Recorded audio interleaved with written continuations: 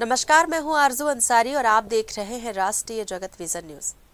मुख्यमंत्री विष्णु देवसाय आज सावन महीने के पवित्र अवसर पर राजधानी रायपुर के गुड़ियारी क्षेत्र में आयोजित विशाल कांवड़ यात्रा में शामिल हुए।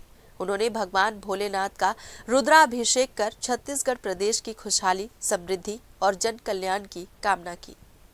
सावन महीने के शुभ अवसर पर आज मारुति मंगलम भवन गुड़ियारी से हटकेश्वर नाथ महादेव मंदिर तक हजारों की संख्या में कांवड़िए जलाभिषेक करने रवाना हुए।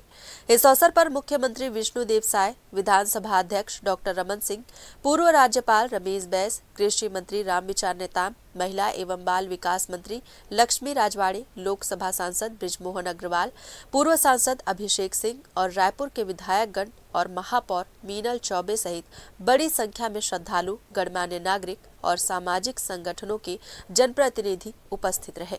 रायपुर से नरेश राव की रिपोर्ट। फिलहाल इस खबर में बस इतना ही। देश प्रदेश की खबरों से अपडेटेड रहने के लिए हमारे चैनल को सब्सक्राइब करें और नए खबरों के नोटिफिकेशन के लिए बेल आइकॉन जरूर दबाएं। नमस्कार।